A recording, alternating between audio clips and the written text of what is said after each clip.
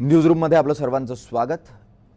सध्या महाराष्ट्रात निवडणुकांची रणधुमाळी ही अंतिम टप्प्यात आहे।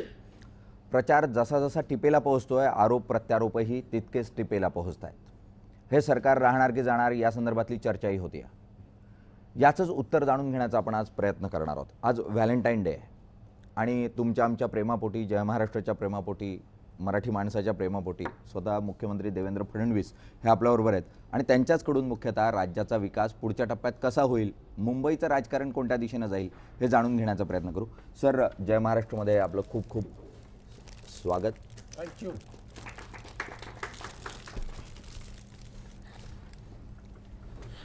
सर, जसं मी अगदी सुरुवातीला म्हटलं, आज व्हॅलेंटाईन डे आणि व्हॅलेंटाईन डेच्या जागतिक पातळीवर प्रत्येकजण एक संवादपूर्ण संबंध तयार करण्याचा प्रयत्न करत असतो। गेल्या काळामध्ये आय लव्ह यू ची भाषा उद्धव ठाकरेंनी स्टेजवरून केली। कोण म्हणणार हे ठाऊक नाही म्हटलं। 23 तारखेनंतर उद्धव ठाकरे तुम्हाला आय लव्ह यू म्हणणार की तुम्ही उद्धव ठाकरेंना आय लव्ह यू म्हणणार? याबद्दल तर मी काही फार म्हणू शकणार नाही, पण मी एवढंच सांगू शकतो की 21 तारखेला मुंबईची जनता भारतीय जनता पक्षाला आय लव्ह यू म्हणणार आहे। सर, मुख्यतः ज्या स्वरूपाचे संबंध ताणले गेले आहेत आणि उद्धव ठाकरे थेटपणे म्हणतायत हे सरकार नोटीसवर आहे, तर मुळात ही नोटीस आहे तर तुम्ही मुळात कसं असतं, नोटीस म्हणजे रेजिग्नेशन दिल्यानंतर ती मान्य व्हावं लागतं, मग नेगोशिएशन पिरियड असतो, तर साधारण किती दिवसाचा हा नेगोशिएशन पिरियड असेल आणि खरोखर तुम्ही मान्य कराल का ते नोटीस जी आहे ती? माझ्या चेहऱ्यावरनं तुम्हाला काही टेन्शन दिसतंय का? कुठला तणाव दिसतोय का? मी तुम्हाला एक गोष्ट सांगतो, या सगळ्या गोष्टी तुम्ही बाजूला ठेवा। उद्धवजी काय म्हणतायत, पवार साहेब काय म्हणतायत, अजून दुसरं कोणी काय म्हणताय, माझ्यावर विश्वास ठेवा। माझं सरकार 5 वर्ष चालणार आहे। या सरकारला कुठलाही धोका नाही आहे। मी 5 वर्ष या महाराष्ट्राचा मुख्यमंत्री निश्चित आहे। चांगलं काम करेल तर लोक रिन्यू करतील, नाही केलं तर करणार नाही, पण 5 वर्ष या सरकारला कुठलाही धोका नाही। तुमच्याच मंत्रिमंडळात असलेली शिवसेना म्हणते मंत्रालयाचं नाव बदला आणि गुंडालय ठेवा। तर अशा स्वरूपाची जी टीका आहे, कारण हे प्रशासकीय भवन आहे, याची एक प्रतिष्ठा आहे आणि या मानबिंदूंबद्दल अशा स्वरूपाची भाषा ज्यावेळेला बोलली जाते, तर राज्याचे मुख्यमंत्री म्हणून तुम्ही त्या वक्तव्यांकडे कसं बघता? नाही बघा, त्याच्या मागची त्यांची जी राजकीय अपरिहार्यता आहे ती मला याच्यातनं लक्षात येते। मुळामध्ये हे जे काही बोलणं शिवसेनेकडनं चाललं आहे, उद्धवजींकडनं चाललं आहे, हे कव्हर फायरिंग आहे। आपल्याला माहिती आहे की सीमेवर जेव्हा आतंकवाद्यांना आत घुसवायचं असतं त्यावेळी लष्कराचं लक्ष डायव्हर्ट करण्याकरता कव्हर फायरिंग केलं जातं। तशाच प्रकारे मुंबईकरांचं लक्ष डायव्हर्ट करायचं आहे आणि म्हणून हे वेगवेगळे विषय या ठिकाणी आणले जातात। कारण विकासाच्या विषयावर जर चर्चा झाली तर मुंबईकर विचारेल आमच्या रस्त्यांची अवस्था अशी काय, दरवर्षी ते रस्ते का बनतात, 2445 कोटी रुपयाचा रस्त्यातला घोटाळा का झाला हे मुंबईकर विचारतील। मुंबईत 1 MLD देखील आपण सीवेज ट्रीट का करत नाही? एवढं मोठं आंतरराष्ट्रीय शहर आहे आणि आपलं सगळं सीवेज आपण समुद्रात का सोडतो? आणि 2006 साली दिलेलं आश्वासन की आम्ही सीवेज ट्रीटमेंट प्लांट तयार करू, 2017 साली त्याचे सारे टेंडरही आपण का काढू शकलेलो नाही हे जनता विचारेल। कचऱ्याचा घोटाळा का झाला हे जनता विचारेल। नालेसफाई घोटाळा का झाला हे जनता विचारेल। ऑक्ट्रा घोटाळा का झाला हे जनता विचारेल। त्यामुळे विकासाच्या मुद्द्यावर ज्यावेळेस आपल्याला उत्तरं देता येत नाही, Wien you cannot convince people, confuse them, आणि हे कव्हर फायरिंग चाललेलं आहे। त्यामुळे याला फार उत्तर देण्याची आवश्यकता नाही। मी देखील त्यांना प्रतिप्रश्न विचारू शकतो की बाबा आता मुंबईमध्ये या ठिकाणी आपण जर बघितलं तर सर्वाधिक गुन्हेगारांना तिकीटं कोणी दिली? ती शिवसेनेने दिली। 63 लोकांना त्यांनी तिकीटं दिली आहेत आणि त्यातले तर 43 गुन्हे असे आहेत की जे अतिशय गंभीर आहेत। आता त्याचं उत्तर आहे का? त्याचं उत्तर द्यायचं नाही, दुसऱ्यावर आरोप लावायचे। मला असं वाटतं मी या चर्चेचा दर्जा ठेवलेला आहे। आपण माझं भाषण ऐकलं असेल, मी 20% राजकारण बोलतो आणि 80% विकास बोलतो। सर, सातत्यानं तुम्ही जसं म्हणतायत की साधारण 2 ते 2.5 हजार कोटी रुपयांचा घोटाळा मुंबई महानगरपालिकेमध्ये रस्त्यांमध्ये झाला, कचरा घोटाळा झाला, इतर अनेक झाले। किरीट सोमय्यांनी तर थेटपणे मातोश्रीवरच आरोप लावला की मनी लॉन्ड्रिंग झाली कोलकाता कंपन्यांच्या माध्यमातून। अशा परिस्थितीत भाजप सातत्यानं आरोप करताय, तुम्ही राज्याचे प्रमुख आहात, प्रधान आहात, मग तुम्ही कारवाई का करत नाही? मुळामध्ये हे सगळे जे काही गोष्टी बाहेर आल्या ते आम्ही सत्तेवर आल्यानंतरच आल्या। एक कमिटी आम्ही त्याच्यावर बसवली, तक्रारी आल्या। आता मुंबईच्या रस्त्यांच्या संदर्भात मला असं वाटायचं की कोस्टल शहर आहे, त्यामुळे बाऊलसारखं शहर आहे, पाणी थांबतं, त्यामुळे रस्ते खराब होतात. मी एकदा अजय मेहताजींना म्हटलं की अहो इतकी इंजिनिअरिंग टेक्नॉलॉजी पुढे गेली आहे आणि आज काहीतरी तुम्ही शोधा, असं कसं हे रस्ते एवढे खराब होतात आणि दरवर्षी आपल्याला टीका ऐकावी लागते. त्याने सांगितलं की मी एकदा सगळी तपासणी करतो. आणि म्हणून त्यांनी ज्यावेळेस तपासणी केली त्यावेळेस असं लक्षात आलं की हे जे रस्ते आहेत, मुंबईच्या रस्त्यांमध्ये PQC लेवलच्या खाली आपण एक ड्रेनेज लेवल करतो, क्रस्ट लेवल म्हणतात ज्याला, जो खरा या रस्त्यांचा पाया आहे, ज्याच्यामुळे हे रस्ते टिकतात. आता या ठिकाणी 200च रस्ते बघितले म्हणजे 2445 कोटीचे, तर त्यात असं लक्षात आलं की 30% 80% आणि काही रस्त्यात 100% क्रस्ट लेवलच नाही आहे, ड्रेनेज लेवलच खाऊन टाकलेली आहे. आता जर तुम्ही पायवास खोदला नाही किंवा पायवास मजबूत केला नाही तर कितीही सुंदर इमारत बांधली तरी ती इमारत कशी काय तुमच्या कामात येऊ शकते. आणि म्हणून मग त्यातनं लक्षात आलं. मग त्यांना सांगितलं, पहिल्यांदा छोटा एक 10 रस्त्यांचा केला. 10 रस्त्यांचा केल्यावर लक्षात आलं की एवढा मोठा प्रॉब्लेम आहे, म्हणून मग 200 रस्त्यांचा केला. त्यातही तेच निघालं. आता वर्षानुवर्ष हे होतं. आपण सगळे काय समजतो, नाही नाही बाबा हे काय कोस्टल सिटी असल्यामुळेच रस्ते खराब होत आहेत. हे आपल्या अकर्मण्यतेने रस्ते खराब होत आहेत. आता कचऱ्याचा घोटाळा जर आपण बघितला तर कचऱ्याच्या घोटाळ्याच्या संदर्भात ज्यावेळेस आमच्याकडे तक्रारी आल्या आणि आम्ही सांगितलं की बाबा हे काय चाललंय जरा नेमकं बघा, तर त्या ठिकाणी लक्षात आलं की टिपिंग फीच्या नावाखाली, कचरा वाहून नेण्याच्या नावाखाली जी बिलं दिली आहेत त्या बिलांमध्ये बेस्टच्या बसेसने कचरा वाहून नेलेला दाखवला आहे, ऑटो रिक्षाने वाहून नेलेला दाखवला आहे, ट्रकने वाहून आपल्या जीपने वाहून नेलेला दाखवला आहे, झेन कारने वाहून नेलेला दाखवला आहे. म्हणजे नंबर देऊन देऊन आणि किती ब्लॅटंट, म्हणजे त्यांना ही भीतीच नाही आहे की आमच्यावर काही. आणि जशी ही चौकशी वगैरे झाली 9000 मेट्रिक टनावर 8000 मेट्रिक टनावर आला कचरा. मग 1000 मेट्रिक टनाचे पैसे हे मुंबईकरांच्या खिशातून आम्ही रोज देत होतो. डेब्री त्या ठिकाणी टाकली जात होती कचऱ्याच्या नावाखाली. तर असं एक एक मी जर या ठिकाणी सांगायला लागलो सुरस आणि चमत्कारिक कथा, तर या कथा घडत होत्या, या सातत्याने घडल्या. आणि म्हणून या निवडणुकीच्या सुरुवातीला मी शिवसेनेला आणि माननीय उद्धवजींना अशी या ठिकाणी म्हटलं की आपण युती करू, आमची अडचण नाही आहे. आपण राज्यातही सोबत आहोत. जनतेला असं वाटतं आहे की राज्यात आपण दोघांनी सोबत सरकार चालवलं पाहिजे, तसा कौल दिला आहे. आपण सोबत चालवतो आहे. महापालिकेतही करू. तुम्हाला काही सीटा जास्ती हव्या असतील तर तुम्ही घ्या. त्यांचं नेहमी म्हणणं असतं की बाबा आम्हाला मुंबई आमच्याकडे असली पाहिजे. म्हटलं तुम्ही जास्त सीटा घ्या, आम्ही कमी सीटा लावू. म्हणजे प्रिसाईज फिगर द्यायचं झालं तर मी त्यांना म्हटलं तुम्ही 122 लढा, मी 105 लढेल. इथपर्यंत मी तयारी दर्शवली. फक्त मी म्हटलं की आज एक भूमिका आम्ही घेतलेली आहे की आपल्याला महानगरपालिका पारदर्शी करायची आहे. एवढे सगळे घोटाळे झाले आहेत आणि म्हणून आपण एक पारदर्शितेचा अजेंडा तयार करू की आम्ही मुंबईमध्ये निवडून आलो तर अशा प्रकारे प्रशासनिक सुधार करू, अशा प्रकारे आम्ही पारदर्शिता आणू, अशा प्रकारे भ्रष्टाचार कमी करू, टेंडरच्या पद्धती, प्रोक्युअरमेंटच्या पद्धती, रेट्सच्या पद्धती अशा प्रकारे आपण बदलू. अशा प्रकारचा एक अजेंडा घेऊन जाऊ. लोकांच्या मनामध्ये एक आपल्याबद्दल विश्वास तयार होईल आणि आपल्याला लोक निश्चित निवडून देतील. पण मला असं वाटतं की त्यांना ते मान्य नव्हतं. त्यांच्या पक्षाने जी भूमिका घेतली, आम्ही 60पेक्षा जास्त जागा देणार नाही, मागच्या वेळेस आम्ही 65 लढलो होतो, याचा अर्थ काय होता की कसंही करून ही युती करायचीच नाही आहे, या अजेंड्यावर यायचंच नाही आहे. आणि आजही तुम्ही बघा ना, पूर्ण प्रचारामध्ये इतकी भाषणं उद्धवजींची झाली, शिवसेनेच्या नेत्यांची झाली. विकासावरचा एक शब्द आहे का? मुंबईच्या प्रश्नांवर काही चर्चा आहे का? निवडणूक कशा करताय? आता तुम्ही पंतप्रधानांवर बोलताय, नोटाबंदींवर बोलताय, राम मंदिरावर बोलताय. आता मुंबई महानगरपालिकेचा राम मंदिराशी संबंध आहे का? त्यामुळे हा अजेंडा चेंज करायचा त्यांचा प्रयत्न आहे. त्यांनी किती अजेंडा चेंज केला तरी मी त्या अजेंड्यावर आल्याशिवाय राहणार नाही. पण सीएम साहेब, ज्या प्रकारे तुम्ही म्हणालात की 21 तारखेला भाजपच्या बाजूने मुंबईतली जनता उभी राहील, पण जर फ्रॅक्चर मॅन्डेट आलं तर अशा वेळेला व्हॅलेंटाईन डे आज आहे, आय लव्ह यू म्हणायला तुम्ही तयार आहात का, किंवा तो एक ऑप्शन आहे का? आज तरी असा कुठलाही ऑप्शन आमच्यासमोर नाही आणि त्याचा विचार याकरता करत नाही की मला पूर्ण विश्वास आहे की आम्हाला पूर्ण बहुमताने महानगरपालिकेत कौल मिळणार आहे. पण एक दुसरा प्रश्न त्याला जोडून मला होता, राज्याचे स्वतः तुम्ही गृहमंत्री देखील आहात. भाजपमध्ये गेल्या 15 दिवसात जर आपण पाहिलं तर बऱ्याच प्रकारे इन्कमिंग आलेलं आहे. त्या इन्कमिंगमध्ये काही टेंटेडही आहे, ज्या प्रकारे गुंडांना प्रवेश दिला असा आरोप करण्यात येतो. गृहमंत्री असताना, राज्याचे मुख्यमंत्री असताना अशा गुंडांना प्रवेश देणं पक्षामध्ये हे तुम्हाला अयोग्य नाही वाटलं? पहिली गोष्ट अशी आहे की पक्षात प्रवेश होत असताना पक्षाचे अध्यक्ष निर्णय करत असतात कोणाला प्रवेश द्यायचा आहे. ते काही पक्षामध्ये मुख्यमंत्र्याकडे आता अर्ज केलेला आहे की आम्ही याला घेऊ का वगैरे अशी पद्धत नसते. अध्यक्ष निर्णय करतात. पण तो निर्णय करतानाही हे ठीक आहे की त्यातल्या काही लोकांवर जुने गुन्हे आहेत, पण आजचे गुन्हेगार आहेत अशा प्रकारच्या कोणाला घेतलेलं नाही आहे. आता हे आर्ग्युमेंट होऊ शकतो की त्याही लोकांना तुम्ही का घेता. शेवटी राजकारणामध्ये आमचा प्रयत्न आहे की 90% आपण नीतिमत्तेने चांगल्या प्रकारे राजकारण केलं पाहिजे, पण 10% निवडणुकीचं गणितही आपल्याला बघावं लागतं आणि ते जर आपण बघितलं नाही तर निवडणुका जिंकता येत नाही. म्हणून चुकीचा वापर करणार नाही, चुकीच्या माणसांचा वापर करणार नाही.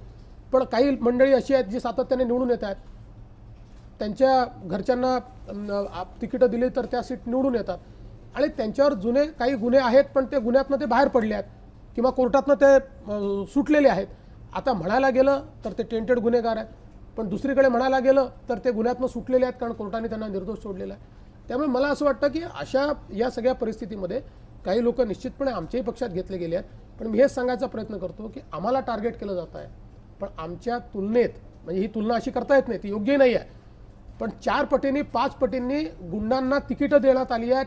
अतिशय, म्हणजे आता ठाण्यामध्ये जर आपण बघितलं तर शिवसेनेकडनं दिलेल्या तिकिटांमध्ये ठाण्यामध्ये आपल्याला असं लक्षात येईल की त्या ठिकाणी महिला एका पत्रकारावर बलात्काराचा प्रयत्न केलेल्याला तिकीट, त्यांच्या घरी तिकीट दिलं आहे. खुनाच्या आरोपात आहे, त्यांच्या घरी तिकीट दिलेलं आहे. मुंबईच्या ऑक्ट्रायमध्ये खोट्या रसिदा छापून 100 कोटीचा अपहार केल्याचा आरोप असलेले आणि जेलमध्ये गेलेले त्यांना त्या ठिकाणी तिकीट दिलेलं आहे. आणि यांच्यावरच्या केसेस चालू आहेत, संपलेला नाही आहेत, अशा लोकांना त्या ठिकाणी तिकीटं दिली आहेत. त्यामुळे मला असं वाटतं की कारण नसताना भाजपला या ठिकाणी टार्गेट केलं जात आहे. पण एक गोष्ट आहे, आम्ही हे सकारात्मक घेतो, आम्ही अजून सुधारू, पुढच्या वेळेस अजून फिल्टरलो. पण ज्या प्रकारे सध्याची परिस्थिती आहे, तुम्हाला असं वाटतं की या गुन्हेगारांशिवाय राजकारण करता येणार नाही किंवा निवडणुका जिंकता येणार नाही, म्हणून या गुन्हेगारांना राजकीय पक्ष लागतो? नाही, मला असं वाटत नाही की त्यांच्याशिवाय आपण निवडून येऊ शकत नाही. निश्चितपणे त्यांच्याशिवाय निवडून येता येतं. आणि म्हणूनच खरं म्हणजे भारतीय जनता पक्षामध्ये इन्कमिंग करता इतकी मोठी रांग होती की सगळ्यांना भाजपमध्ये जायचं होतं, पण आम्ही बऱ्यापैकी फिल्टर लावला आणि त्यामुळे मला असं वाटतं की तो फिल्टर यापुढे अजून चांगला डिटेल फिल्टर लावू. सर, म्हणजे तुम्हाला असं म्हणायचं आहे का की त्यांच्यापेक्षा आमच्या पक्षात आलेले गुंड भले? नाही, मी असं म्हणणार नाही, गुंडचं कंपॅरिझन होत नाही. फक्त यातला मी फरक हा सांगतो की ज्यांच्यावर केसेस सुरू आहेत आणि ज्यांच्या केसेस संपल्या आहेत आणि त्यांना निर्दोष सोडला आहे, याच्यामध्ये फरक आहे. एवढाच फरक मी सांगायचा प्रयत्न करतो. सर, तुम्ही तुमच्या भाषणामध्ये एक उल्लेख केलेला होता गोपीनाथ मुंडे यांचा, की ते इतिहास घडवणारे नेते होते. 95 ज्या वेळेला निवडणुका होत होत्या त्यावेळेला गोपीनाथ मुंडेंनी पप्पू कलानीचा एक मुद्दा उपस्थित करत एकदम रान पेटून दिलेलं होतं. निवडणुका जिंकलेल्या सुद्धा होत्या त्यावेळेला, आणि आता त्यांच्याच मुलाला तुमच्या पक्षामध्ये संधी दिली जाते. म्हणजे पार्टी विथ डिफरन्सची व्याख्या जी आहे ती आता बदलत चालली आहे कालानुरूप, असं वाटतंय? आपण हा प्रश्न विचारला याचा मला आनंद आहे. याचं कारण मी सांगतो की खोटं बोला पण रेटून बोला, अशा पद्धतीनं जणू काही पंतप्रधान आणि पप्पू कलानी एकत्रित आले आहेत. त्यांनीच असे व्हॉट्सॲप तयार करायचे, ते व्हायरल करायचे आणि त्यातनं बदनामी करायची. मुळामध्ये उल्हासनगरचे सगळे सिंधी नेते, सिंधी समाजाचे नेते हे एकत्रित आले आणि त्यांनी एकत्रित येऊन असं ठरवलं की एक आघाडी करून लढलं पाहिजे, कारण यांच्यात खूप टोकाचे वाद, अगदी मारामाऱ्या अशी स्थिती आहे. तर त्यांनी सगळ्यांनी निर्णय केला की आपण जर एकत्रित आलो तर उल्हासनगरचा विकास करू शकू, ह्या भांडणं थांबवू आणि उल्हासनगरच्या प्रगतीकरता काम करू. मग आमच्या पक्षाचे लोक माझ्याकडे आले, ते म्हणाले आम्ही सगळ्या सिंधी लोकांनी एकत्रित येऊन एक आघाडी करायचं ठरवलं. मी त्यांना सांगितलं मला मान्य नाही आहे, मी भाजपवर लढणार आहे, माझे उमेदवार भाजपवर लढणार आहे. तुम्हाला भाजपमध्ये लढत असताना जर सिंधी समाजाच्या आघाडीशी आघाडी करायची असेल तर माझी अडचण नाही आहे, कारण मलाही समाजात भेद करायचा नाही आहे. समाजाचे सगळे नेते जर एकत्रित येऊन विकासाचा विचार करत असतील तर निश्चित आपण त्या संदर्भातला निर्णय करू. 78 जागा आहे, त्यातल्या 74 जागांवर भारतीय जनता पार्टी आपल्या कमळावर लढते आहे, त्यात कलानी कोणीही नाही. 4 जागांवर या आघाडीशी सिंधी समाजाच्या आम्ही आघाडी केलेली आहे. त्या आघाडीमध्ये निश्चितपणे ओमी कलानी हे नेते आहेत. त्याच्यामुळे अनेक नेते आहेत, त्यातले एक नेते ते आहेत. त्यामुळे आम्ही त्यांना पक्षात घेतलं, आम्ही त्यांना तिकीट दिलं, असं धादांत खोटं या ठिकाणी सांगण्यात येतं. फडणवीसजी, जो सत्तेचा सारखा भाग येतो, ज्याला तुम्ही म्हणताय की मी माझं सरकार 5 वर्ष पूर्ण करेल, माझ्या दृष्टीने सत्तेचं गणित हे सिंपल अॅरिथमेटिक आहे. जर का जो मॅजिक फिगर करायचा आहे त्याच्यासाठी एक तर तुमचा शिवसेनेचा आकडा मेंटेन राहील आणि तुम्ही 5 वर्ष पूर्ण कराल, किंवा तो राष्ट्रवादीकडनं समर्थन मिळू शकेल कदाचित. आता याबाबतीत झालं असं की शरद पवार कालच म्हणाले आणि आता ते सगळीकडे त्यांनी आज ट्विटरने पण सांगितलेलं आहे की भाजपला पाठिंबा देणार नाही, मध्यावधी निवडणुका होणार असेल तर त्याची गरज आहे. शिवसेना म्हणते आम्ही सत्तेतून पाठिंबा काढून घेऊ शकतो. हे सिंपल अॅरिथमेटिक 144 जागांचं तुम्ही जुळवून कसं आणणार? राजकारणामध्ये सिंपल अर्थमॅटिक नसतं, राजकारणामध्ये पॉलिटिकल अर्थमॅटिक असतं. आणि पॉलिटिकल अर्थमॅटिकमध्ये 1+1 2ही होतं, 1+1 11ही होतं आणि 1+1 0ही होतं. असा फॉर्म्युला रेडी आहे याचा अर्थ? फॉर्म्युला रेडी असण्याचं काही कारण नाही. आता आमचा सपोर्ट कोणी काढलेला नाही आहे, त्याच्यामुळे आमचं सरकार स्थिर आहे. आणि मी तुम्हाला हे अतिशय स्पष्टपणे सांगतो, तुम्ही काळजी करू नका, हे सरकार स्थिरच राहणार आहे. 5 वर्ष हेच सरकार राहणार. याचा अर्थ म्हणजे मग शिवसेनेच्या धमकीला तुम्ही भीक घालत नाहीत आणि तुम्ही त्या सिरियसली पण घेत नाही आहात. नाही, शिवसेनेने धमकी दिलेलीच नाही मला अजून. नाही, पण मुख्यतः अर्थमॅटिक ज्यावेळेला आपण बोलतोय, तुमच्या सेनेचे आमदार तुमच्या संपर्कात आहेत, राष्ट्रवादीचे आहेत की काँग्रेसचे आहेत? कोणते आमदार तुमच्या संपर्कात नाही, कुठला पक्ष वगैरे फोडायचा मी प्रयत्न करत नाही, त्या भानगडीतच मी नाही आहे. सगळ्यांना माहिती आहे की हे सरकार चालवायचं आहे, सगळे चालवणार आहे, हे 5 वर्ष चालणार आहे, मजबूतीनं चालणारं सरकार आहे. 123 आमदारांचा आमचा पक्ष आहे, 7 आमदारांचा आम्हाला पाठिंबा आहे. हे काही 60 आणि 70 पक्ष आमदारांचा सरकार थोडी आहे काही पडण्याकरता. सर, ही चर्चा जी आपण अशी सुरू ठेवणार आहोत, न्यूजरूममध्ये आणखी अनेक प्रश्नांची उत्तरं जी आहे ती जाणून घेणार आहोत. मुख्यतः इनकमिंगमुळे भाजपमधला जो मूळ कार्यकर्ता होता त्याला जी भीती वाटते आहे, त्याची जी नाराजी आहे, आणि संघाची एक नाराजी, संघाचा जो कार्यकर्ता आहे त्याला जे एक वाटतं की आपल्यासाठी काय, तर त्याही प्रश्नाचं उत्तर जाणून घेऊ. पण त्या अगोदर घेऊ एक छोटासा ब्रेक. बघत राहा न्यूजरूम.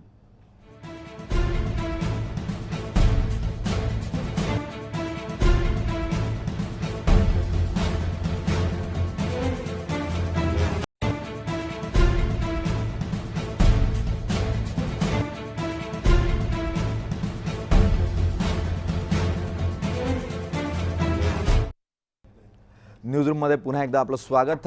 महाराष्ट्राचे मुख्यमंत्री देवेंद्र फडणवीस आपल्याबरोबर आहेत. आपण थेट त्यांच्याशी चर्चा करतोय. सर, आपण इनकमिंगचं बोलत होतो. इनकमिंग भाजपमध्ये खूप मोठ्या प्रमाणावर वाढलं. साहजिक आहे, सत्तेबरोबर अनेक जण हे येत असतात. मात्र त्यातून सत्ता आली, इतक्या वर्षानंतर आली, जो भाजपचा मूळ कार्यकर्ता आहे, ज्याने भाजपला घडवलं, जो संघाचा कार्यकर्ता आहे, जो संघाच्या विचारानं वाढला, त्याचं काय, त्याचं भवितव्य काय? नवी लोक येतात, सत्तेबरोबर जातात, आमचं काय, हा जो प्रश्न तयार झाला आहे त्याचं काय उत्तर? असं आहे की मी साधारण अंदाज घेतला आमच्या तिकीट वाटपाचा, आणि त्याच्यामध्ये माझ्या असं लक्षात आलं की वेगवेगळ्या महानगरपालिकेत वेगवेगळा रेशो आहे, पण 90% 93% तिकीटही आमच्या कार्यकर्त्यांना गेली आहेत, आणि 7 ते 8% तिकीटही बाहेरून आलेल्या लोकांना गेली आहेत. आणि ती देखील जात असताना काय होतं की आपला कार्यकर्ता चांगला असतो, पण तिथे आरक्षण असं पडतं की नेमका त्या आरक्षणात तो बसत नसतो. मग त्याची अपेक्षा असते की बाजूच्या प्रभागातनं मला द्या.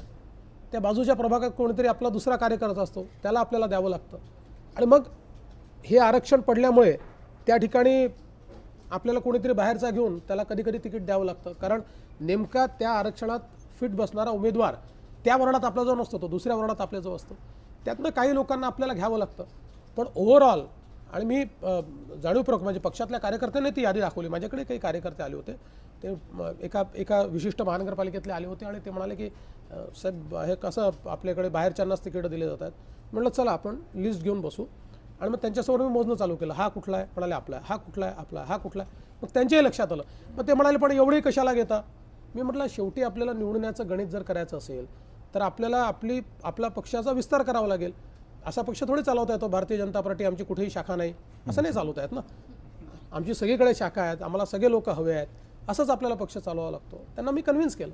पण सीएम साहेब, एक महत्त्वाचा प्रश्न होता. ज्या प्रकारे सध्या रणधुमाळी सुरू झालेली आहे प्रचाराची, उद्धव ठाकरे एका पक्षाचे नेते आणि मुख्यमंत्री महाराष्ट्रामध्ये भाजपचा चेहरा, भाषा दोघांची इतकी खालावलेली आहे की अर्धवट राव उद्धव ठाकरे म्हणतायत, मुख्यमंत्री म्हणतायत तुमची अवकात दाखवू.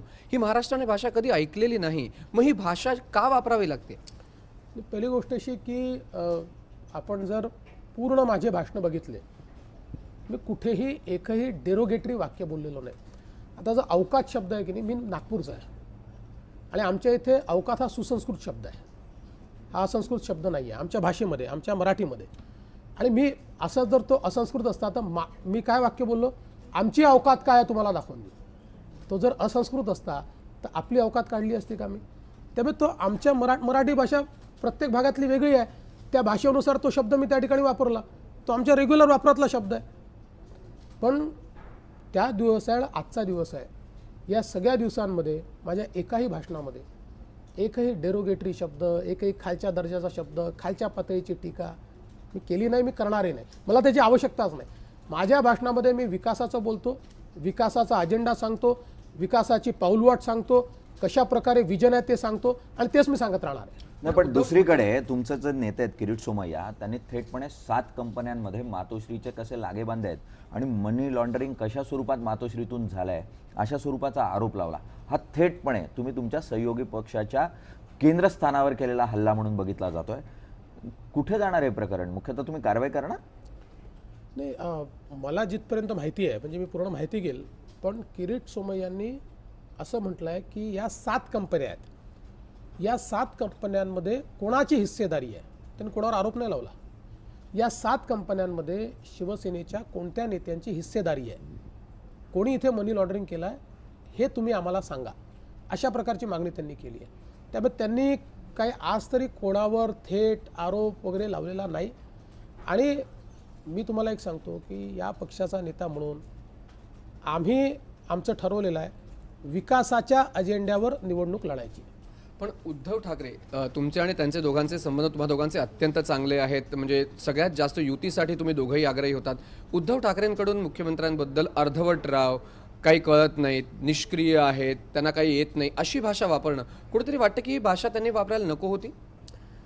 काय असतं की जेव्हा आपलं ॲग्रेशन दाखवायचं असतं, शेवटी राजकारणामध्ये काही पॉलिटिकल स्ट्रॅटेजीज असतात आणि त्या पॉलिटिकल स्ट्रॅटेजीमध्ये आत्ता त्यांनी स्ट्रॅटेजी काय घेतली आहे तर विषयांवर बोलायचं नाही, ॲग्रेशन दाखवायचं, ॲग्रेशनवर बाजी मारून द्यायची किंवा ॲग्रेशनवर लोकांचं डायव्हर्शन करायचं. आणि शिवसेनेच्या कार्यकर्त्याला एक संदेश जातो की आपला नेता किती ॲग्रेसिव्ह आहे, त्यामुळे त्या माध्यमातून ते असं बोलतायत हे आपल्याला पॉलिटिकली समजतं. त्यामुळे असं ते किती बोलले तरी मी मनावर नाही घेत, पण सर कारण मी काय आहे हे मला माहिती आहे आणि महाराष्ट्रातल्या जनतेला माहिती आहे. पण सर आता जर बघितलं ॲग्रेशन दोन्ही पक्षांमधनं आपल्याला बघायला मिळतंय, हे तर आपल्याला मान्य करावं लागेल सभांमध्ये. आणि म्हणून एक थोडासा विचित्र वाटेल पण प्रामाणिकपणे विचारलेला प्रश्न आहे तो असा की या संघर्षाचे म्हणजे जो संघर्ष राजकीय आपल्याला सभांमध्ये बघायला मिळतोय त्याचे पडसाद तुमच्या घरामध्ये चर्चेच्या द्वारे तरी उमटताना दिसत आहेत का? कारण आपण जर घरच्यांना कन्व्हिन्स करू शकलो तर आपण बाहेरच्यांना म्हणू की हे आक्रमक नाही आहे, आम्ही आमचा मुद्दा मांडतोय. या हेतूने फक्त हा प्रश्न मी विचारते. तुम्हाला प्रामाणिकपणे उत्तर देतो, गेल्या 1 महिन्यामध्ये घरच्यांची बोलायलाच फुरसत मिळाली नाही. त्यामुळे चर्चा करणं, कन्व्हिन्स करणं, त्यांचं मत काय जाणून घेणं याला मला वेळ मिळालेला नाही. आता मी फक्त जनतेला कन्व्हिन्स करतो आणि जनतेची मतं जाणून घेतो. नाही, ह्याच्यात एक दुसरं हे फक्त एवढ्यासाठी विचारते कारण आणखी एक मुद्दा असा जो समोर आलाय की आता युती तुटल्याचा निर्णय झाल्यानंतर आम्हाला जे प्रचारात करताना भाजपचे नेते दिसत आहेत, ऑफकोर्स तुम्ही चेहरा आहात, आम्हालाही मुख्यमंत्री म्हणून आणि भाजपचा चेहरा म्हणून तुम्ही मान्य आहात लोकांना. आता याच्या पलीकडे जाऊन इतर नेते हे प्रचारामध्ये उतरलेले आपल्याला पाहायला मिळत नाही आहेत भाजपचे. तर याच्या मागे काही ठोस कारण आहे का किंवा काय हे आहे? नेते सगळे प्रचारात आहे, पण तुम्हाला बातमी हवी आहे आणि ती बातमी तुम्हाला उद्धवजींच्या भाषणातनं मिळते, माझ्या भाषणातनं मिळते, राज ठाकरेंच्या भाषणातनं मिळते, पवारसाहेबांच्या भाषणातनं मिळते. आता रोज आमच्या सगळ्या मंत्र्यांच्या सभा चालल्या आहेत, मुंबईत चालल्या आहेत, मुंबई बाहेर चालल्या आहेत. तुम्ही कव्हरच करत नाही त्या सभा. तुम्ही त्या जर कव्हर केल्या तर तुमच्या लक्षात येईल एक नेता रोज 4-4, 5-5 सभा करतो आहे, पण त्यांच्या सभा दुर्दैवाने काय झालं आहे की ही सगळी निवडणूक ही मुंबई सेंट्रिक झाली. 25 जिल्हा परिषदांच्या निवडणुका आहेत. मी प्रत्येक जिल्हा परिषदेत जातो आहे, त्या ठिकाणी 2 वर्षात राज्य सरकारने काय केलं, कसा विकास केला, पुढच्या 3 वर्षात काय करू हे सांगतो आहे. ते लोकांना पटतं आहे, लोकांचा रिस्पॉन्स मिळतो आहे. पण ओव्हरऑल जर आपण बघितलं तर मुंबईच्या पलीकडे निवडणूक काही चालली नाही आहे. आपण कारण की मुंबई सेंट्रिक निवडणुका होण्यामागचं कारण काय वाटतंय तुम्हाला? कारण की तुमच्या भाषणांमध्ये ज्यावेळेला भाषणं तुमची ऐकली त्यावेळेला मोदींचा म्हणजे मुंबई महापालिका निवडणुका लढवत असताना मोदींचा 56 इंचाची छाती आणि सर्जिकल स्ट्राईकचा मुद्दा महापालिका निवडणुकांसाठी हे मुद्दे वाटतात? नाही, महापालिका निवडणुकीचे मुद्देच नाही आहेत, तेच मी सांगण्याचा प्रयत्न करतो आहे. ज्यावेळेस मोदींवर अटॅक केला गेला त्यावेळेस मी हेच सांगितलं की महापालिका निवडणुकीमध्ये तुम्ही मोदींनी काय केलं, पाकिस्तानात काय केलं, आणि म्हणून त्याचं उत्तर देताना मी सांगितलं की मोदींनी हे करून दाखवलं. ते केवळ डरकाळ्या फोडत नाही. मोदींनी ज्यावेळी पाकिस्तानच्या सैनिकांनी आपल्या इथे येऊन आगळीक केली तर त्या ठिकाणी पाकिस्तानमध्ये घुसून त्यांच्या सैनिकांना ठेचण्याची ताकद मोदींनी दाखवली. हे उत्तर मी दिलं आणि त्याच्यानंतर लगेच सांगितलं.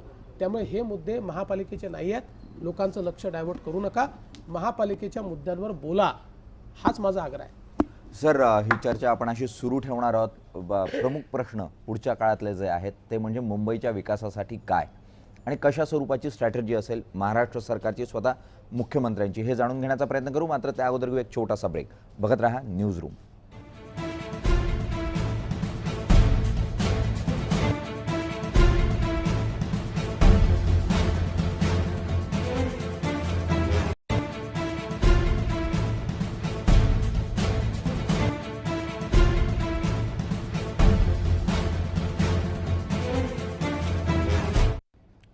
महाराष्ट्राचे मुख्यमंत्री देवेंद्र फडणवीस यांच्याबरोबर आपण चर्चा करतोय ती न्यूज रूममध्ये. माझे सहकारी मयंक प्रश्न विचार. मयंक, शिवसेनेचा आणि इतर पक्षांचा नेहमी एक आरोप तुमच्यावरती आहे, ते म्हणजे तुम्ही गाजर दाखवणारे मुख्यमंत्री आहात. तुमच्या दिव्याच्या सभेनंतर शिवसेनेने थेट गाजरं वाटलीही. त्यांचं असं म्हणणं आहे की तुम्ही कल्याण डोंबिवलीमध्ये गेला, 6,500 कोटी रुपयांचं पॅकेज दिलं, त्या पॅकेजचा पैसा काही आला नाही. तुम्ही फक्त घोषणा करता, मोठ्या मोठ्या घोषणा करता येतात आणि लोकांना गाजर दाखवता. कल्याण डोंबिवलीमध्ये ज्यावेळेस मी गेलो आणि भाषण केलं त्यावेळी मी स्मार्ट सिटी कल्याण डोंबिवली कशी बनवणार, त्याच्याकरता कुठले कुठले प्रकल्प घ्यायचे आहेत, त्या प्रकल्पाची किंमत किती आहे हे त्या ठिकाणी मी सांगितलं होतं. पॅकेज घोषित केलं नव्हतं. ज्यांना केवळ पॅकेजच समजतं त्यांना दुसरं काही समजू शकत नाही. पण त्याचवेळी कल्याण ग्रोथ सेंटरकरता 1,000 कोटी रुपये मी दिले आणि 6,500 कोटी काय सांगताय, 14,000 कोटी रुपयाची मेट्रो कल्याणपर्यंत मी नेली.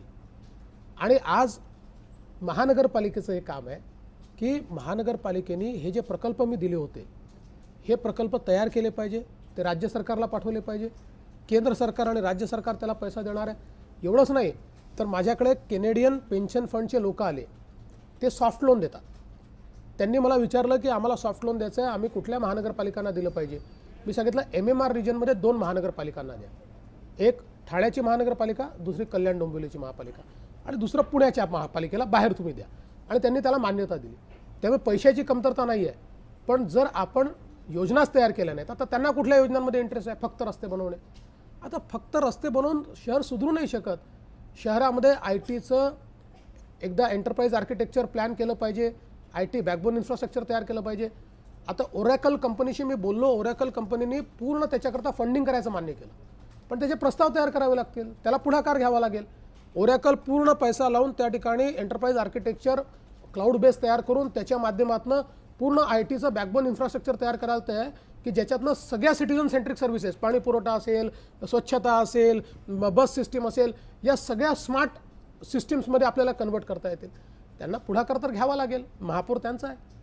तुमच्यावर आरोप होतोय की मुंबई महानगरपालिकेच्या निवडणुका जवळ आल्या आणि तुम्ही सगळी स्मारकं हायजॅक केली. शिवस्मारक, बाळासाहेब ठाकरे यांचं स्मारकसुद्धा आणि डॉक्टर बाबासाहेब आंबेडकर यांचं इंदू मिल इथलं स्मारक. आणि हे शिवस्मारकाची फक्त घोषणा केली आणि याच्यासाठी तिजोरीत पैसा ना असा सुद्धा आरोप होतो. दुसरा प्रश्न की मराठा आरक्षणासंदर्भात तुमच्यावर असाही आरोप होतोय की तुम्ही मराठा संघटनामध्ये फूट पाडताय. पहिला जो प्रश्न आहे त्याचं उत्तर असं आहे की शिवाजी महाराज काय प्रायव्हेट लिमिटेड आहेत का? कोणाचा त्यांच्यावर काय अधिकार आहे का? शिवाजी महाराज आमचेच आहेत, ते दुसऱ्या कोणाचे कधी होते? आम्ही कसे हायजॅक करणार आहोत? आमच्या महाराजांचं स्मारक जर आम्ही तयार करायचं ठरवलं तर कोणाच्या पोटात का दुखत आहे?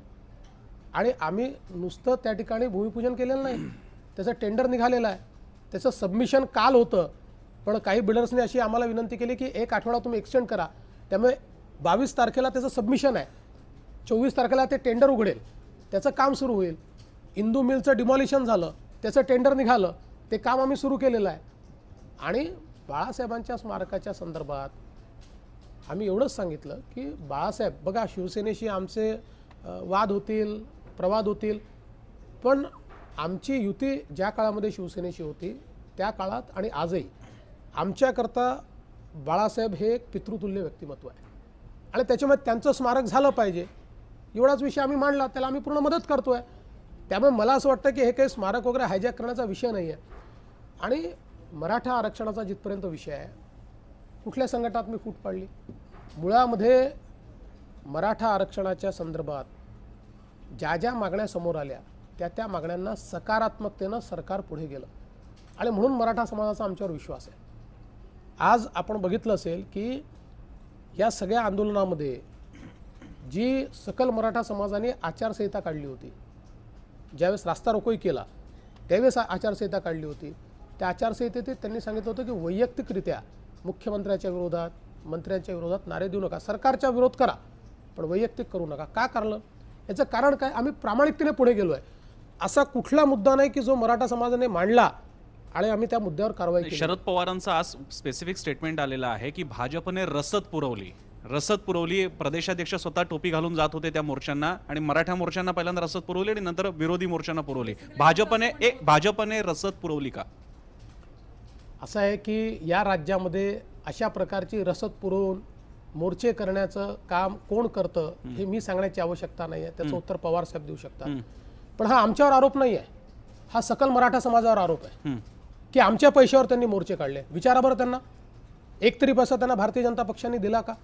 म्हणजे ज्यावेळी समाज पूर्णपणे आपल्या पैशावर स्वतः कॉन्ट्रीब्यूट करून शांतपणे मोर्चा काढतो, त्या मोर्चामध्ये कोट्यावधी लोक सामील होतात. ते लोक स्वतःचा डब्बा घेऊन येतात, जेवण करतात, तिथली सफाई करतात, कुठलाही हंगामा न करता परत जातात. महाराष्ट्राच्या इतिहासामध्ये असे मोर्चे हे कधीच निघालेले नाहीत. त्याचं आपण अभिनंदन केलं पाहिजे, त्यांच्या प्रश्नाकडे लक्ष दिलं पाहिजे. तर त्यांच्यावरच आरोप करायचा की भारतीय जनता पक्षाच्या पैशावर हे मोर्चे काढले, मला असं वाटतं खेदजनक आहे. हा मोर्चेमध्ये जे सामील झाले त्यांचा एक प्रकारे अवमान आहे. असा अवमान करू नका. माझे दोन शेवटचे एकदम छोटेसे दोन प्रश्न आहेत. एक म्हणजे तुम्ही कॉन्स्टंट मुद्दा मांडला, महापालिकेमध्ये इंटरनल ऑडिट झालेलं नाहीये. आमच्याकडे अनिल परब आले होते, त्यांनी एक वेगळाच मुद्दा काढला की सामान्य प्रशासन तुमच्या मुख्यमंत्र्यांच्या ताब्यात असतं आणि आयुक्तांनी ते ऑडिट करून घेणं अपेक्षित आहे. जर का ते झालं नसेल तर मुख्यमंत्री त्याला जबाबदार आहे. तर याची जबाबदारी तुम्ही घेता का? आणि प्रश्न क्रमांक 2, आपण विधिमंडळात विरोधात असताना तुम्ही म्हणायचा की शेतकरी आत्महत्या नव्हे हे खून आहेत, राज्य सरकारवरती 302चे गुन्हे दाखल करा. आता हे गुन्हे तुम्ही स्वतःवर दाखल करून घेणार आहात का? पहिल्या प्रश्नाचं उत्तर अतिशय सोपं आहे. इंटरनल ऑडिटला स्थायी समितीने मान्यता द्यावी लागते.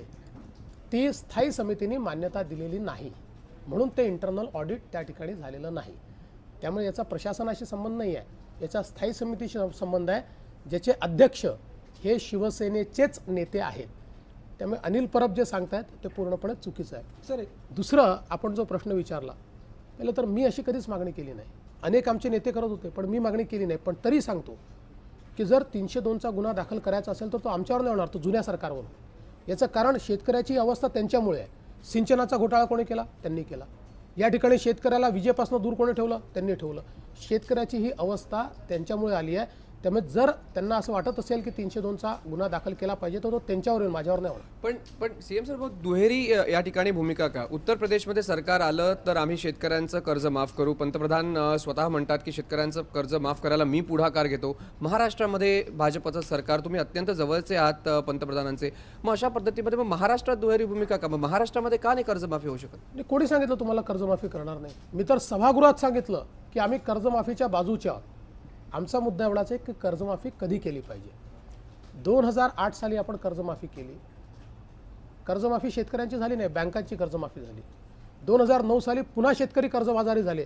2010 साली रेकॉर्ड आत्महत्या झाल्या आणि महाराष्ट्राच्या इतिहासात सर्वात जास्त आत्महत्या 2012 साली झाल्या आहेत. त्याच्यामुळे कर्जमाफी हा अंतिम उपाय आहे. पण त्याच्या आधीचे उपाय हे जर आपण केले नाहीत, शेतकऱ्याला जर आपण गुंतवणुकीतनं सक्षम केलं नाही, तर शेतकऱ्याची कर्जमाफी झाल्याबरोबर पुढच्या वर्षी तो कर्जबाजारी होतो. आणि म्हणून आम्ही जलयुक्त शिवार असेल, शेततळी असतील, विहिरी असतील, विजेचं कनेक्शन देणं असेल, कृषी समृद्धी प्रकल्प असेल, यांत्रिकीकरण असेल, अशा सगळ्या गोष्टींवर 25,000 कोटी रुपयाची तरतूद केली. त्या माध्यमातून पहिल्यांदा शेतकऱ्याला सक्षम करायचा आम्ही प्रयत्न करतो आणि मग त्याची कर्जमाफी केली की पुढच्या वर्षी तो पुन्हा कर्जबाजारी होणार नाही. आणि म्हणून कर्जमाफी ही करणारच आहोत आम्ही. पण त्याचं टायमिंग हे ज्या प्रकारे म्हणतायत त्या प्रकारे जर केलं तर या ठिकाणी केवळ सहकारी बँकांचा जो घोटाळा झालेला आहे त्या घोटाळेबाज बँकांना फायदा होतो. हे मी नाही म्हटलं, हे सीएजीच्या रिपोर्टमध्ये आलेलं. सर, मुख्यतः आपण ज्यावेळेला मुंबई महानगरपालिकेच्या निवडणुकीला सामोरं जातोय, महाराष्ट्रातल्या जिल्हा परिषद निवडणुकांना सामोरं जातोय, मुंबईतला जो माणूस आहे तो मुख्यतः ट्रॅफिकनं पिचला आहे.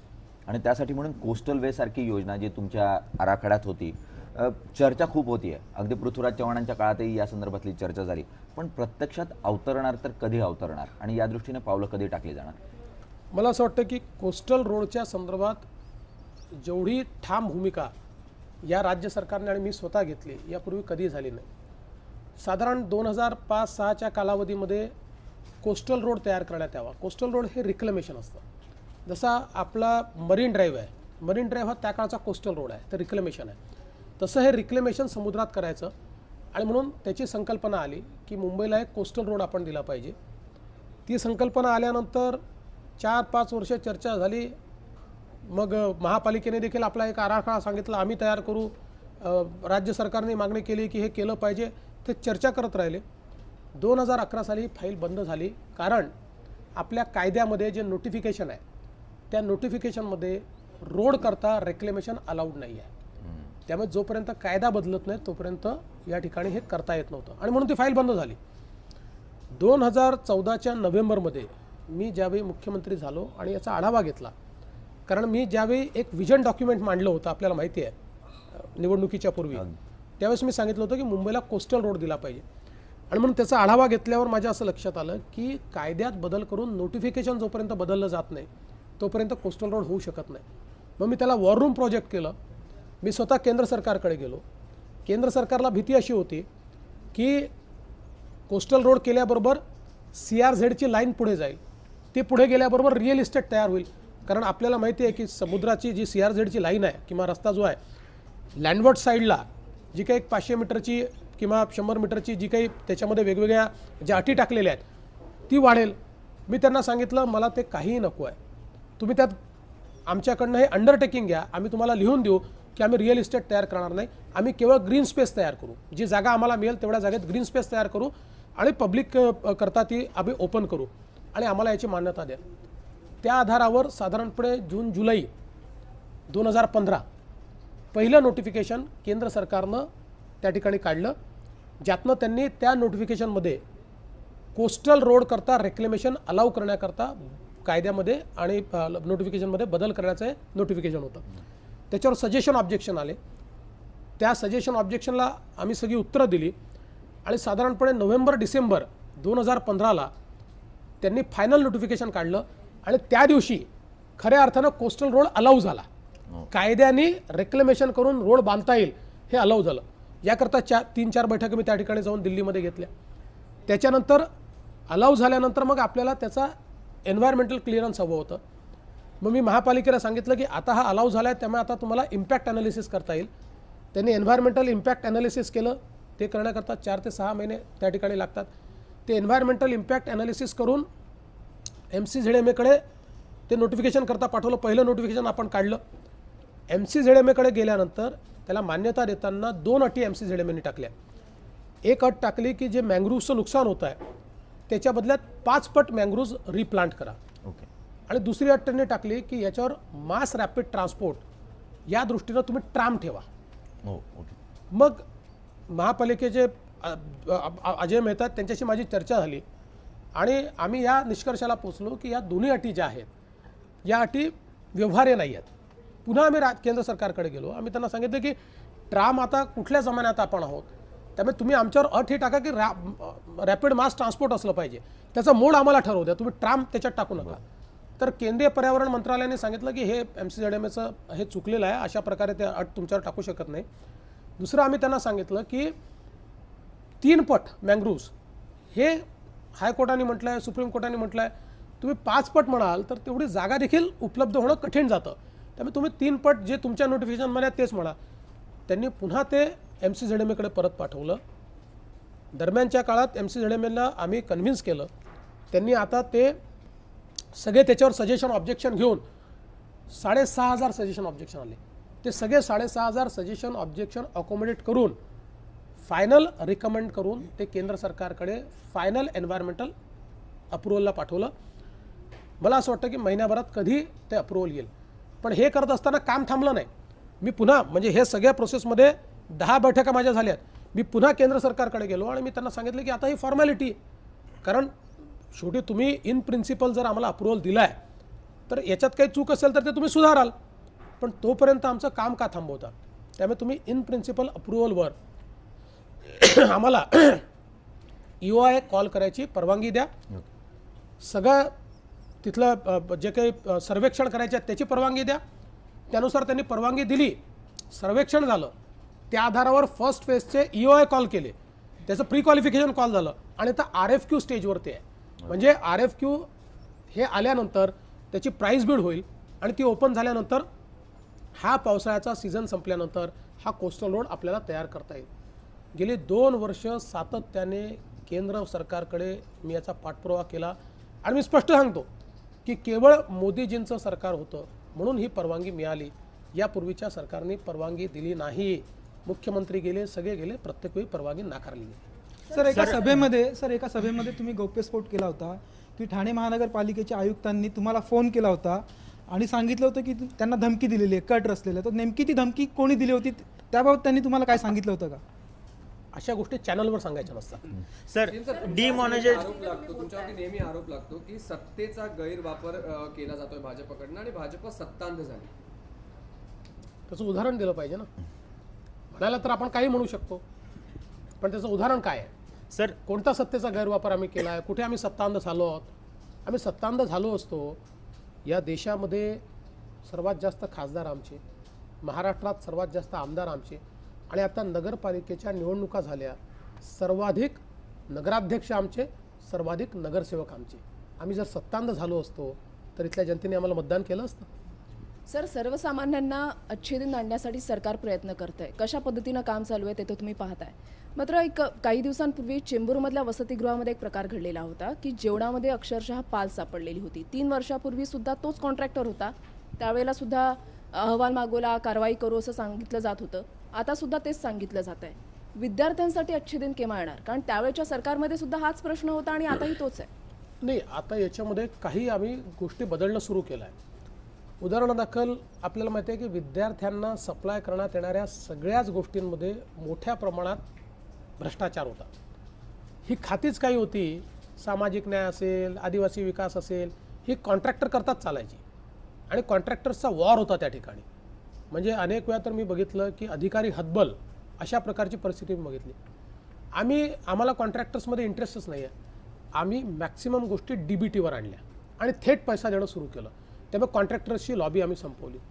आता एकेका हॉस्टेलमध्ये आम्ही चर्चा करतो आहोत आणि त्या ठिकाणी काही हॉस्टेल्समधनं आम्हाला अशी मागणी आली आहे की आम्हाला या ठिकाणी मेस नको आहे, आम्हाला तुम्ही या ठिकाणी थेट अनुदान द्या आणि त्या अनुदानातनं आम्ही आमची व्यवस्था करू, आम्ही जी आम्हाला आवडेल त्या मेसमध्ये आम्ही जाऊ.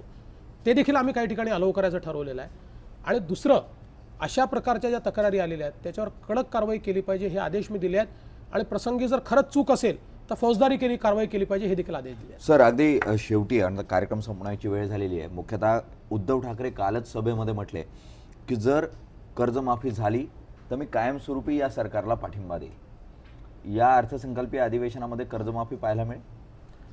मी पुन्हा एकदा सांगतो की कर्जमाफी आम्ही करणारच आहोत, पण त्याचा टायमिंग काय आहे याचा मी बरोबर प्लॅनिंग करतो आहे आणि योग्य वेळी ही कर्जमाफी आम्ही करू, ज्या माध्यमातून सामान्य जो शेतकरी आहे त्या शेतकऱ्याला कर्जमुक्ती मिळेल.